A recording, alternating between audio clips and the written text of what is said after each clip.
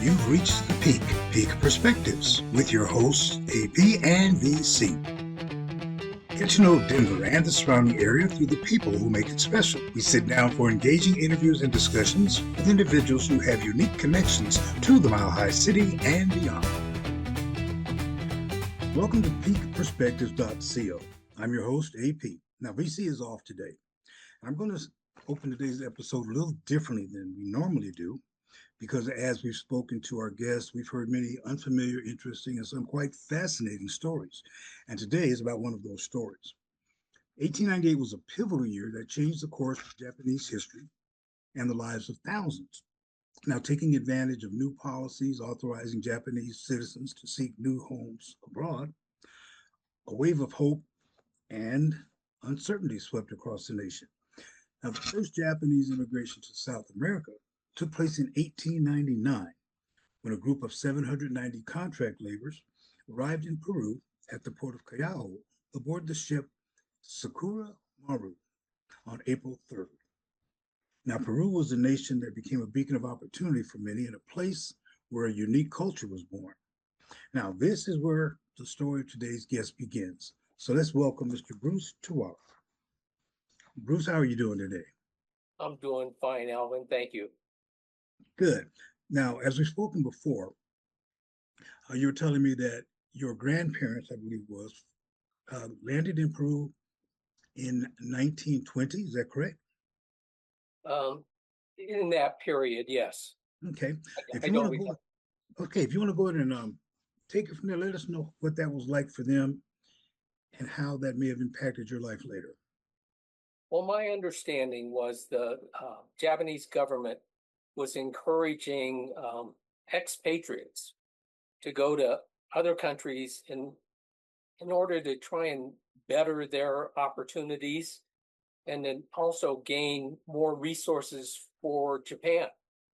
Not only the money, but some other resources obviously would be acquired during a period of time. Okay, I also think I read somewhere that another one of the reasons that they were allowing them to move was there was a lot of, let's say, poverty in Japan, especially in the rural areas. So they saw this as an opportunity to get some of those people out and give them an opportunity to kind of learn a little bit more. And it would also help, of course, the host countries with their labor shortages. Well, I think that is certainly true. Much of Japan did have an agrarian society, and obviously it's just like any other pre-industrialized country. Opportunities were limited, and so and Japan being such a small country with very limited resources, the opportunities to go to someplace more distant like South America, they could acquire land, possibly some influence, certainly some opportunities for financial gain. And the Japanese government perceived that as being an opportunity that would benefit all of them. Now, did you get a little bit of information from your grandparents about what life was like for them when they got to Peru? Unfortunately, I was not able to communicate with them because I don't speak Japanese, and that was their sole language. However, through my father and my uncles,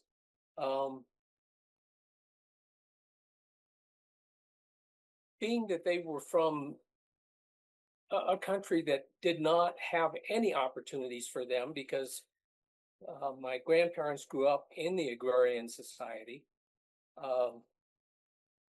I think they just took whatever came at them as being an opportunity to do better. So they perceived it that way. And the Japanese at that time, I think, were very tolerant people. So they accepted whatever social anxieties came with that relocation, and just figured that was going to be what they'd have to endure. Got it. Now, I think you were telling me that your father was actually born in Peru. My father and all of his siblings, which there was 5 of them, were all born in Peru from the period of time when my grandparents relocated there till when they were removed due to the camps. Now, speaking of the camps, this was a time when, of course, the U.S. government had just started the incarceration, let's say what it was, of Japanese, and most of them were American citizens actually, in the camps in the United States.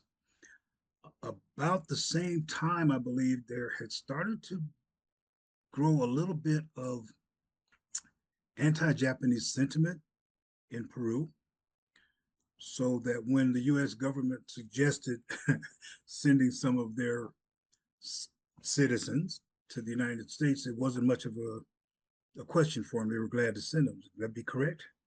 That is correct, at least from the documentation that we have seen. Obviously, my family was not in any form of political influence there, but it is our understanding that the Peruvian government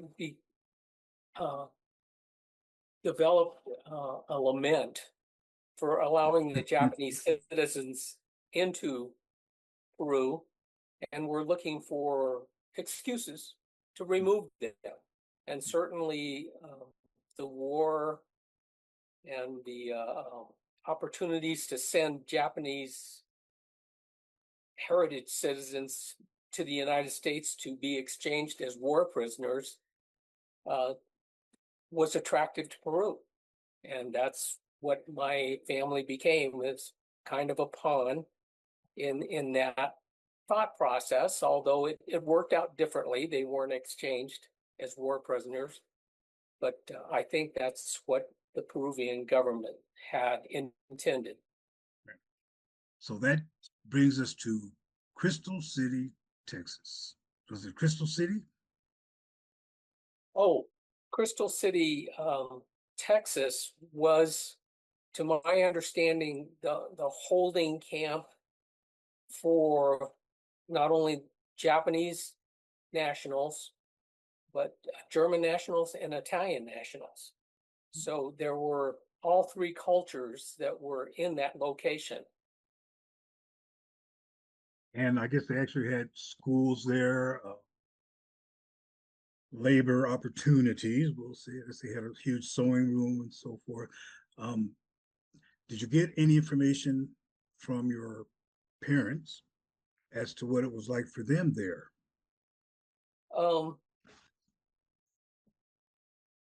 From my father and his siblings, it was a Spartan life. But once again, having emigrated from Japan to a foreign country and then being moved to another country, it was just something they were going to adjust to. And so they accepted that was the position they were in. And although it wasn't pleasant, and although they had acquired assets in Peru that they no longer own, right. They were prepared to move forward with whatever life brought them. So it's my understanding it was just a matter of survival. Right. But it showed the resiliency. Okay. So from Crystal City to New Jersey, of all places. Well, my understanding is Seabrook, New Jersey, offered them an opportunity to become familiarized with American society, which they had no knowledge of, some English skills, and supposedly preparing them for some form of labor to make a living. And so it did provide them a transition into a different culture. And that transition then brought them to Colorado. Governor Carr in Colorado was gracious enough to give the Japanese nationals an opportunity to transition into a place where they would not be incarcerated or encumbered with the war biases. So this is And where they settled down and where you were born. yes. Okay, so let's take it from there. Just give us a little bit of information about your childhood, what it was like growing up in Denver. Well, when I was born and me and my siblings were being raised, we were economically challenged. We lived just outside of the city, basically across street from the projects. Very rough environment, but there were not opportunities to change any of that at that point in time. My parents were doing the best they could to make a living and raise us as best they could. And so once again, being naive, being children, it's just you accepted that's where we were. All right. Now, what about your early education? I'm sorry. Early education. I think you was it Stedman Elementary School or? Oh, well, my first exposure to education, public education, was at Mitchell Elementary, Mitchell. which was in a tough area. Right. But anyway, shortly after that, my parents were able to move us into an area in Park Hill where it was an eye-opening change. There were different people. It was a different economic environment, more freedom, more safe. So we did have the privilege of stepping up outside of those project areas and developing what was to become an American lifestyle. And that American lifestyle led you also next to my alma mater, where I first met you, East High School. Yes. And what was that like for you? Oh gosh. East High School, it was, in a nutshell, magical. It was an eclectic group of people from different economic environments, different ethnic environments. It was the ultimate blend of cultures and people and, gosh, intellectuals, unbelievably sharp people, both the administration and the student body. Just incredible. And I know why you were there. You got into ROTC.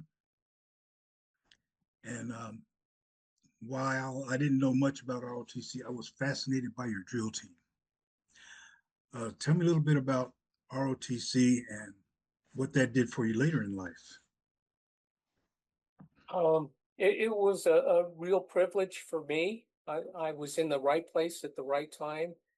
I had mentors that helped direct me, guide me, move me into things like the drill team, which, once again, the people that I was surrounded with were just incredible people, right, personable, motivated, ambitious, driven. You learn so much having people like that around you. It's like being on a sports team that's a constant winner.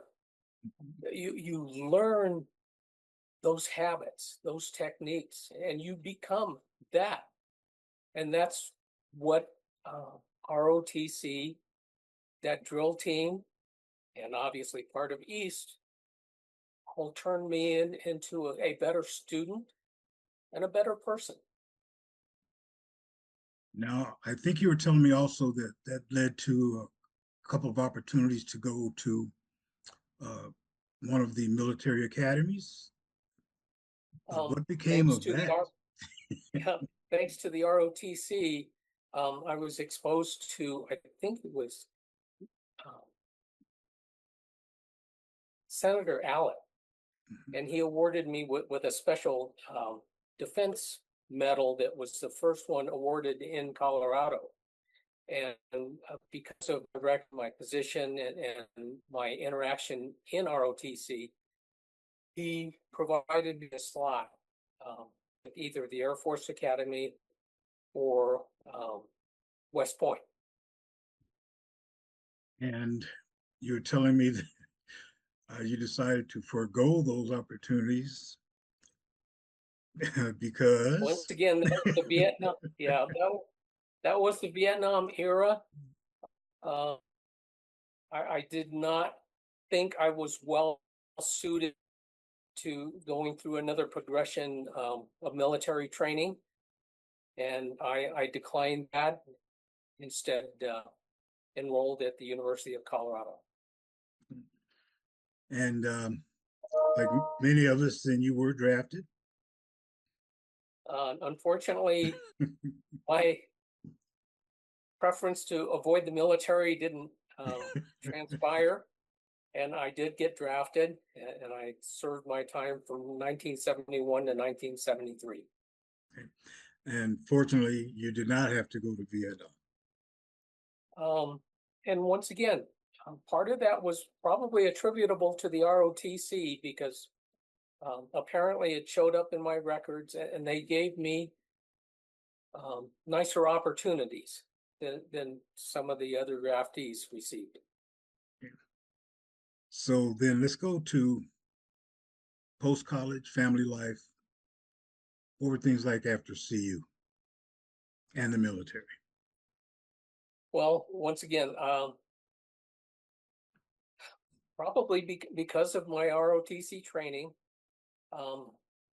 I got into opportunities that put me into personnel as opposed to being a military grunt.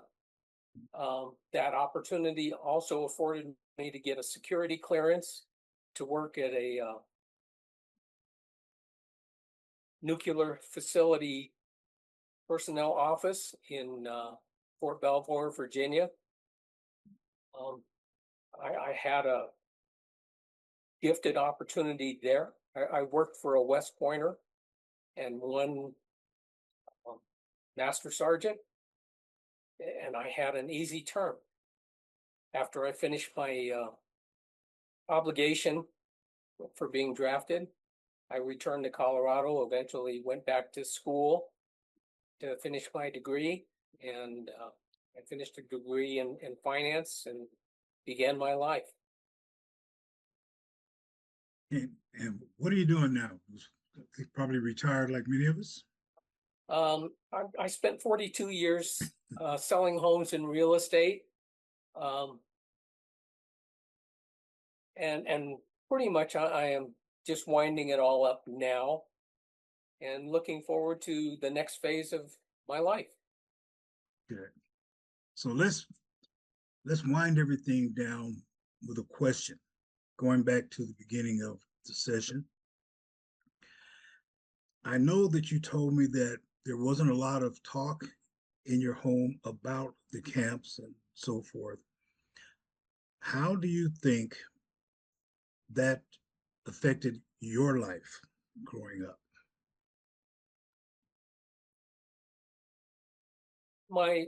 It's my father's family that spent the times in the camp, and my paternal grandparents. They never spoke harshly about what transpired. They also discouraged any animosity toward the American government, at least on our level. Right. They wanted to accept what had happened as just what happened. It was beyond their control. It was beyond the control of the Japanese government, although it was somewhat influenced by the Peruvian government. Mhm. They felt like they were such small pawns in that story that they felt that it was best for my family, my cousins, and the rest of them that grew up in my generation to not hold that grudge and to move on and to try and be successful citizens in this society.